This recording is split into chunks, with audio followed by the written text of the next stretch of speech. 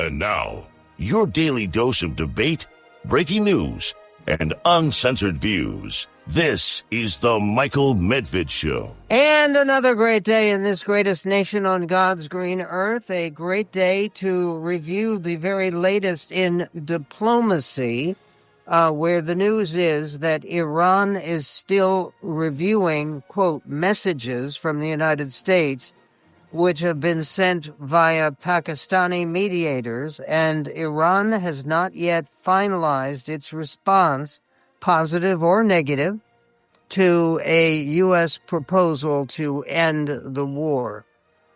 Tehran has made announcements on their media that, yes, they are still pondering the U.S. suggestion for an end of the war, which would include a 12-year avoidance of any development of nuclear capacity by the Iranians. The tensions at sea. Meanwhile, Iran has laid out a new set of rules for ships seeking to cross the Strait of Hormuz. This, according to a document seen by CNN, as Tehran seeks to cement control over the international waterway. And very much comparable in importance to Iran agreeing to give up nuclear development for at least 12 years. That's what's on the table. But they also need to reopen the Strait of Hormuz, which before this war was not an issue. But they want to cement control over that international waterway, which I don't think President Trump would ever authorize. At least I certainly hope not. Meeting with Supreme Leader. Iran's president said that he had a lengthy meeting with the evasive and new Supreme Leader, Mojtaba Khamenei. This, according to Iranian media, marking the first reported in-person talks between a top Iranian official and the Supreme Leader Khamenei, who apparently was been wounded in the American attacks early in the war. And we are going to be speaking in just a little while to Bret Baier of Fox News, who has also spoken himself directly to President Trump by phone about the state of this war. So we will deal with some of that and more. There is also today, which is the May 17th, President Trump is saying we're going to be inviting Americans to come to the National Mall to pray and give thanks. Today is a national day of prayer, and the president had this to say about what is coming up. This is clip 7. To support this exciting renewal this morning, I'm pleased to announce that on May 17th, 2026, that we're inviting Americans from all across the country to come together on our national mall to pray, to give thanks, and we are going to do something that everyone said, like, that's tough. We're going to rededicate America as one nation under God. You know, a lot of people... Yeah, thank you very much. That's what I mean by the Spirit. It's so incredible to see it. I see it so much. I've never seen anything like it in 1 year. I thought it would take 2 years, 3 years, 4 years to be where we are. Well, we've done it in, really 10 months. We're at 12, but now it's just getting to a level that we've never reached before as a country. Okay, we've never reached this level before. Level of what? I mean, a lot of people would look at some of the polarization here, some of the partisanship, some of the bitterness from one side to another. And was there communion wine that was authorized as part of the National Day of Prayer today? President Trump doesn't drink. and he's made a big point of that. But maybe something was imbibed to add to the spirit of the occasion. The Speaker of the House spoke a little bit more coherently, observing the 75th anniversary of the formal National Day of Prayer today. This is Speaker Johnson at the U.S. Capitol, clip 13. Today, on this 75th anniversary of the formal National Day of Prayer. Now, prayer's been a part of our DNA since the very beginning, as you know, so it's fitting that we do this. This formal tradition, as you know, was established by Congress at the height of the Cold War, and it reaffirms something that's so important that really goes to the heart of who we are as Americans. We are a praying nation. We always have been. It truly is part of who we are. We know that prayer is where the impossible happens. We know it's where we find solace and stay anchored in our faith, even through challenges and even through the storms. And that is indeed how we have endured. Okay. Again, the idea of the importance of prayer in our movie, which, by the way, is going to be rebroadcast across the country on TBN, coming up right before the 4th of July. So our movie, meaning The American Miracle, Our Nation is No Accident. And that film, of which I am very proud, based on my book, The American Miracle, that coming up for anybody who hasn't seen it yet. But with all of this going on, who knows? Maybe President Trump is right in anticipating some improvement in a sense of national unity and cooperation and fellow feeling and patriotism. The country certainly could use that, but there is no indication of that kind of development when you look at a new CNN SSRS survey, which analyzes the reaction to Melania Trump, the First Lady, and to all previous First Ladies. And that survey places Melania Trump's net favorability rating at negative 12%, meaning unfavorable views of the First Lady outpace favorable ones by 12 full points. The numbers are the worst ever recorded for a First Lady at this stage of a presidency. According to the historical data, Nancy Reagan stood at plus 50 at a comparable point in her husband's presidency. In other words, 62 points ahead of where Melania Trump stands. Hillary Clinton was at plus 25. Laura Bush, almost as favorable as Nancy Reagan. Laura Bush was at 46, plus 46. Michelle Obama at plus 42 at this stage in her presidency.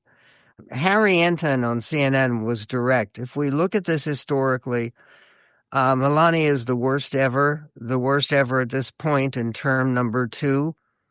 Former First Lady Jill Biden, measured during a first term rather than a second, still outperformed Melania's current numbers.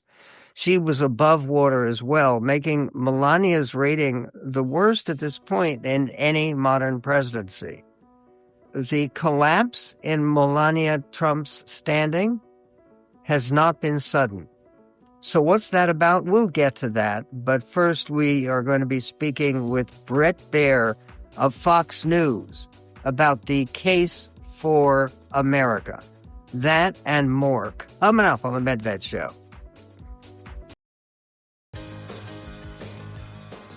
It's a great honor to welcome back to the show Bret Baier, who is the chief political anchor for Fox News Channel and the anchor and executive editor of Special Report with Bret Baier. He previously served as chief White House correspondent for Fox News Channel and the network's national security correspondent based at the Pentagon. His new book, and he's done 5 previous books that have been major national bestsellers. The new bestseller is The Case for America, an argument on behalf of our nation. Why, Bret Baier, does America need an argument on its behalf right now? Michael, thanks so much for having me back on. I've written about 6 presidents, and you've been been very gracious to have me on before to talk about those books. George Washington, Ulysses S. Grant, Teddy Roosevelt, Franklin Delano Roosevelt, Dwight Eisenhower, and Ronald Reagan. And as we were approaching the America 250, I really thought that boiling a case, like in front of a jury of your peers, of why the country should be venerated, why the country should be lifted up, why we should really be express gratitude for what we have. I thought it would be interesting to make that case using the voices of the past of these 6 presidents I've written about, and then also interviews with people in the present. Interesting people like Condoleezza Rice and Ken Langone and David Rubenstein, Tim Shriver, Steve Case, other historians, to talk about our country and why it's important, especially for the next generation, to understand why it's a great place. What do you think the typical reader who has read your previous books, of course, but what will people find most surprising when they open the case for America? Well, I think it's in its structure, laying out a case and evidence and arguments, but also the nuggets of history that are, it's the same format as these other books where you would take little nuggets of historical facts of these stories and weave them in to the argument we're making. And then some of the stories of the people that they probably know. Condoleezza Rice's story is truly amazing as she makes her case for America. A woman born in Birmingham, Alabama, the segregated South, was friends with little girls who were blown up at that church in Birmingham, and fights through all of that. Her parents really work hard to get her an education that lifts her up. And she thinks about all of that as she's standing in the Secretary of State's office as Secretary of State of the United States, thinking only can this happen in America. In her words, it's very powerful. So I think they'll be surprised at some of those stories and anecdotes. And then I put my own personal thoughts and reflections, both on covering things and my life growing up. And you talk about your own reasons for gratitude. And we should all feel such profound gratitude that we won the golden ticket. We were born, or we came to this incredible country. What in particular do you think people should recognize about the distance that we've traveled and the changes in this country, well, particularly in the last 50 years? Sure. Listen, we've been in some very dark places in our country, and we've talked about this before. At the beginning of the country, the Constitutional Convention, had it not been for George Washington, we really don't get off the starting line. In the Civil War, obviously that could have gone either way at one point. And then after the Civil War, Ulysses S. Grant makes a grand bargain in 1876 to prevent us from falling into a second Civil War. We get through the race riots and the Vietnam protests. Think about 9/11, even COVID in recent years. We are a resilient country. It's uniquely American to bounce back from tough times.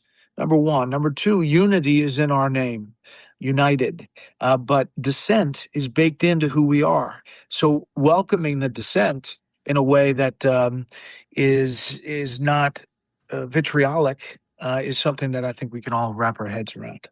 And you also talk about civics in the book, and I was very pleased to see that.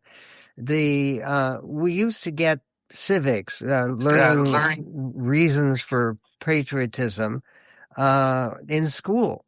What happened to the emphasis on civics that we used to have, and how do we bring it back? It takes leadership. It really does. I think I would say in the last 10 to 15 years, we've seen the diminishment of that. And, listen, I grew up, we used to say the Pledge of Allegiance in school. That doesn't happen anymore. I think as we get to July 4th this year and celebrating this anniversary of the Declaration of Independence, I just think it's a really good time. And all of the people I talk to, no matter their political ideology, left or right, seem to agree that history and civics has been lost in our classrooms. And it's going to take leadership on the education front to change that dynamic. Is it a legitimate political issue, for instance, to bring back things like the Pledge of Allegiance and learning about the fundamental history and inspiring history of this country? Yes, 100%. I think it carries a lot of weight. When I talk to parents around the country, no matter, again, their politics, it's a very independent, down the middle issue as far as the education of our kids. There's, you see those questioners on the late night shows, or Jesse Waters sometimes sends his guy out where they go to the beach and they ask somebody about who the vice president is, or who name a Supreme Court justice, and they put up pictures, and people, they can't do it. And I think it's Captain Crunch. Yeah, exactly. And I think that that's still the case. I have two boys, 18 and 15, and I'm trying to plug that in too. It's one of the reasons I write these books, actually, is to cross into that generation if I can.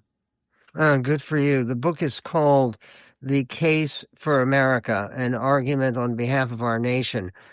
I know yesterday you spoke to President Trump about Iran. And when we come back, I want to ask you about that conversation. And basically, everybody's talking about finding a way out.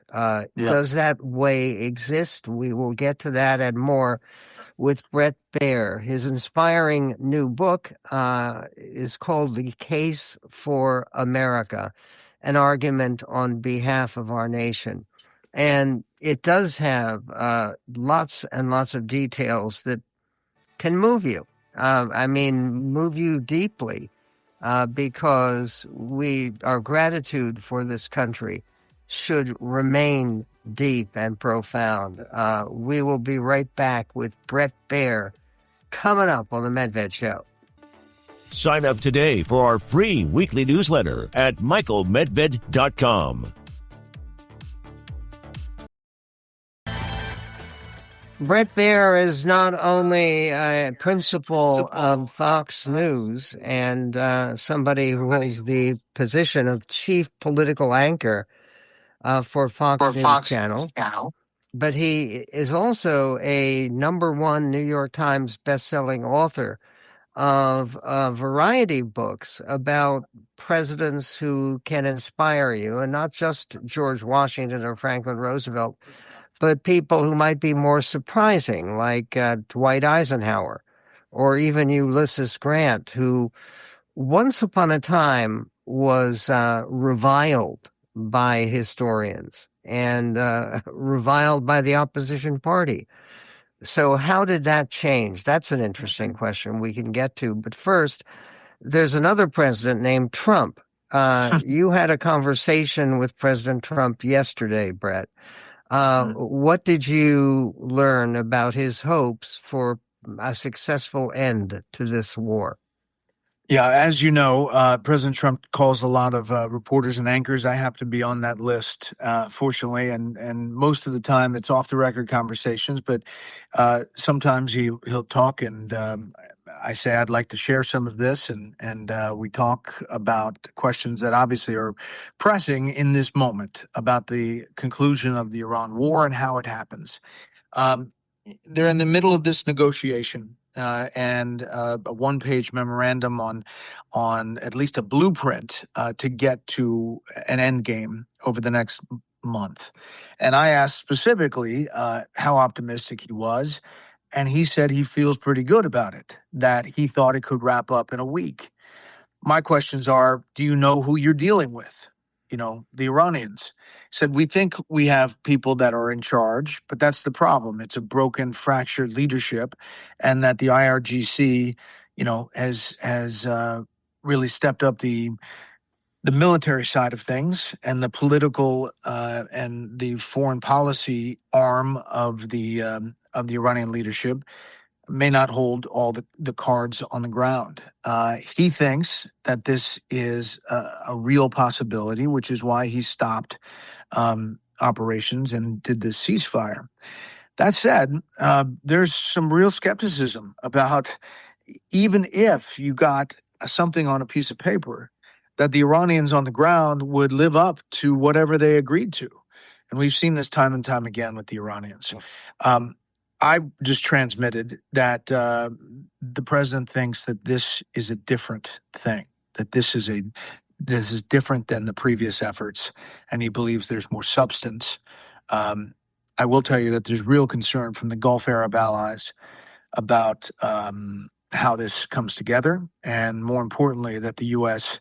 finishes what it started if it so chooses. I know he hasn't spoken about it, but do you have any sense at all that the president may regret that in his first term he tore up the agreement we had reached with Iran before in the Obama administration? He speaks negatively about the JCPOA. He thinks that it was a bad deal, even though the structures of this deal, awfully similar. look a lot similar. It is a little different in that it includes ballistic missiles. It includes terrorist proxies. The JCPOA did not include that, and the money they received went directly to Hezbollah and Hamas and the Houthis and others back then. That said, the other side of the aisle clearly says we would have been better off at this moment if the JCPOA was in place. Okay, meanwhile, speaking of better off at this moment, both sides, all sides, want to improve life for typical Americans, want to improve our position in the world.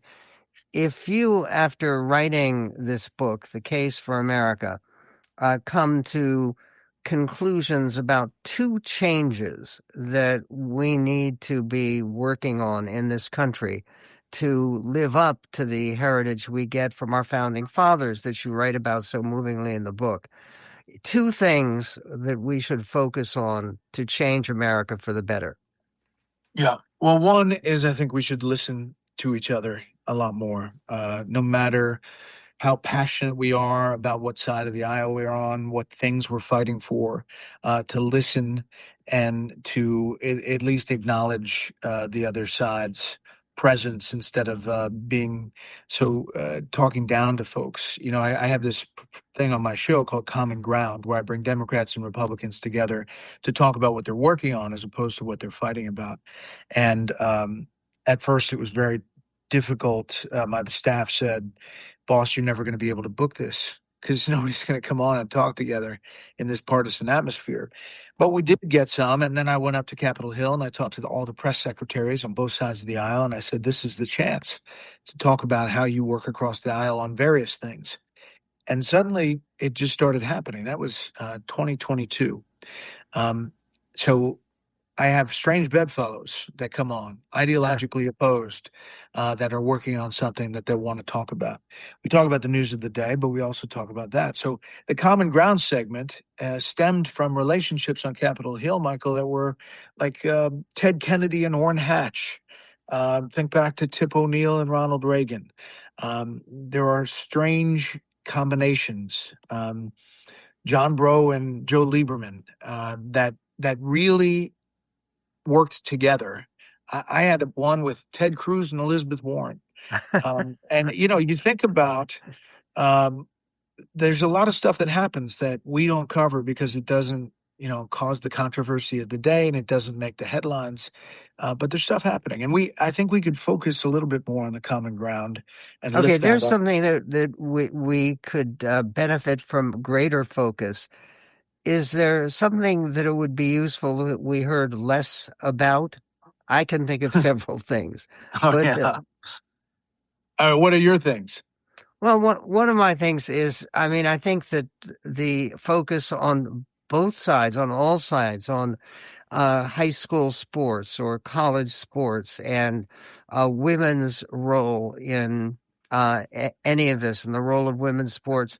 I understand it's a serious issue, but my goodness, the obsession with it seems to me to be kind of poisonous for the national future. Yeah, I hear you. I think that those are, touchstone cultural issues that politicians look at, especially ahead of elections. I think they're meaningful to parents who are concerned about things, but I hear exactly what you're saying. Focus on the big stuff. Dwight Eisenhower said in his farewell address that we should work on the things that we can get done together first, and then disagree on what we don't agree on. And if we did that, that'd be a lot better. Each one of these presidents had their own thought about the case for America, and I tap into all of them in this book and throughout it. And in the end, I make a verdict. I don't do that on my show as a news guy, but I decided to hop in the jury box at the end of this book and make a case that we are in a great country. It's the greatest country in the world, and we have to remember that. And a moment like America 250 enables us to have this shared love. Much like if you get in a room with politically divided people and they don't talk about politics, they talk about their kids, and they talk about their families, and that lifts up a shared love. This could be it for us. This is a great message. The message basically, we need to talk less about grievance and more about greatness and the greatness of our country. The case for America, an argument on behalf of our nation. Again, dare I say it, Bret Baier, you've, I think, performed a real public service with this book, and congratulations on it. Thank you, Michael. Thanks for having me on. It's always a great pleasure and an encouraging pleasure to hear your perspective, which is full of patriotism and common sense. We will be right back on the Michael Medved Show. Medved.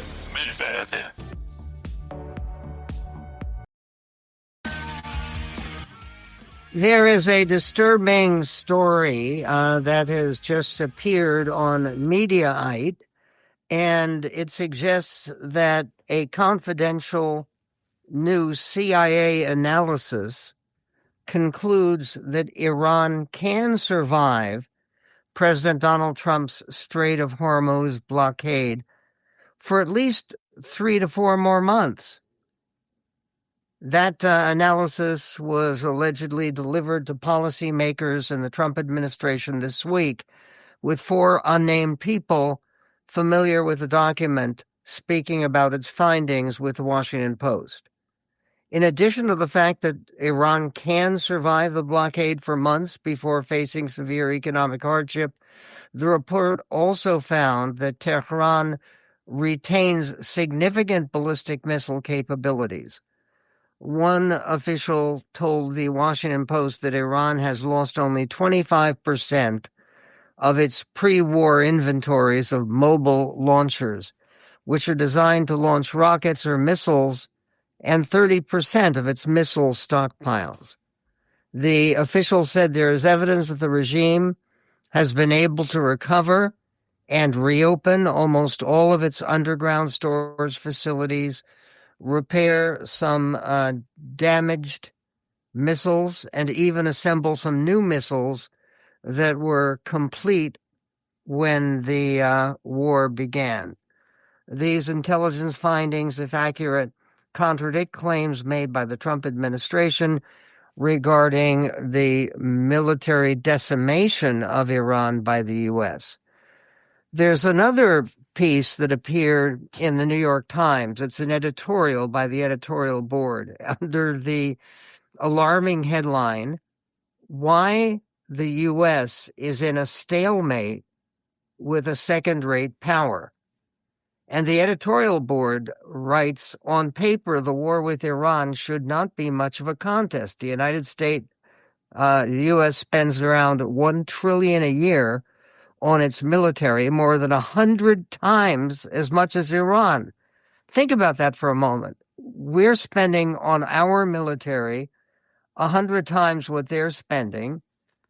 And right now we're hoping that they agree to our terms for some kind of ceasefire and peace settlement.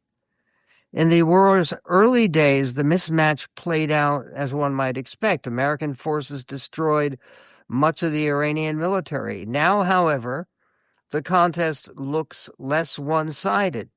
Iran has taken control of the Strait of Hormuz, and its missiles and drones still threaten America's allies in the region. While President Trump seems eager for a negotiated truce, Iran's leaders do not. Somehow, the weaker nation is in the stronger negotiating position. 3 months before Mr. Trump attacked Iran, we, meaning the New York Times editorial board, warned that the United States was at the risk of being overmatched in the wars of the future. The last 2 months have shown that alarm was justified. The war with Iran, unwise as it is, should serve as a warning about the rising threats to American security and an incentive to fix them.